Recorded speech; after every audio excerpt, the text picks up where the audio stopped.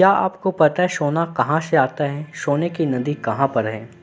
भारत में कई ऐसी नदी हैं जहाँ अगर जाल फेंका जाए तो सोने के कण निकलती हैं। भारत में सोनों का विशाल भंडार है, शायद तभी भारत को सोने की चिड़िया कही जाती थी। तो अगर आप जानना चाहते हैं कि सोना कहाँ कहाँ पाया जाता है तो आगे की वीडियो ज़रूर देखें। और आपने अभी तक हमारे यूट्यूब चैनल नॉलेज माइंड को सब्सक्राइब नहीं किए हैं तो प्लीज़ सब्सक्राइब कर लीजिए, क्योंकि आपको यहाँ पर रेगुलरली नॉलेजेबल वीडियोस मिलते रहेंगे। सोना एक ऐसा मेटल जिसकी डिमांड कभी ख़त्म नहीं होती। एक समय था जब भारत को सोने की चिड़िया कहा जाता था। एक समय था जब लाखों टन सोना भारत के मंदिरों में यूं ही पड़ा रहता था।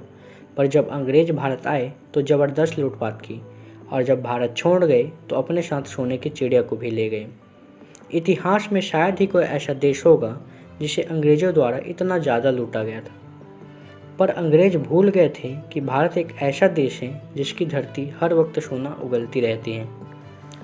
शायद यही वजह है कि कई नदी, कई पहाड़ में आज भी सोनों का विशाल भंडार पाया जाता है, और उन्हीं में से एक है स्वर्णरेखा नदी।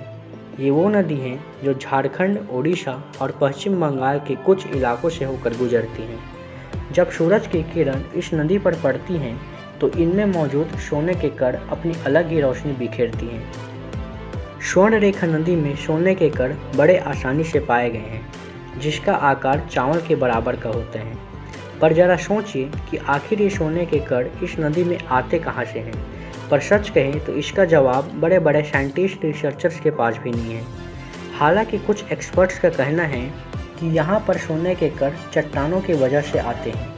स्वर्णरेखा नदी चट्टानों से होकर गुजरती है, तो पानी और चट्टानों के घर्षण की वजह से सोने का कण बहने लगता है। वैसे आप भी सोने की खोज करना चाहते हैं तो आपको रांची जाना होगा, क्योंकि यह नदी रांची से दक्षिण पश्चिम में स्थित 16 किलोमीटर दूर नगरी गांव में रानी चुआ नाम की जगह से निकलती हैं। फिर ये सीधा उड़ीसा, पश्चिम बंगाल से निकलकर बालेश्वर नाम की जगह पर बंगाल की खाड़ी से गिर जाती हैं। पर आप भी सोच रहे होंगे इस नदी पर इतना सोना निकलता है तो इसे निकालने का काम कौन करते होंगे। तो इसे निकालने का काम वहाँ के स्थानीय आदिवासी करते हैं, जो इस नदी के रेत को कपड़े में चन्नी से छानकर जमा करने में माहिर हैं।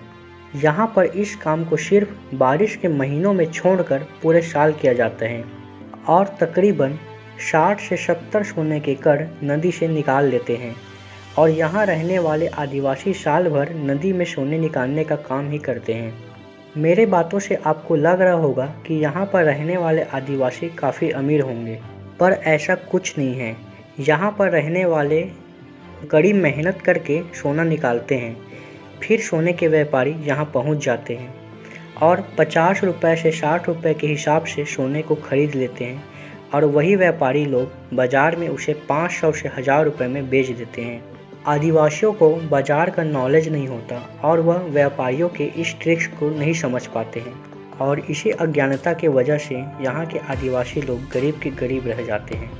तो अगर आपको यह वीडियो अच्छी लगी तो प्लीज़ लाइक, सब्सक्राइब ज़रूर करें। जय हिंद दोस्तों।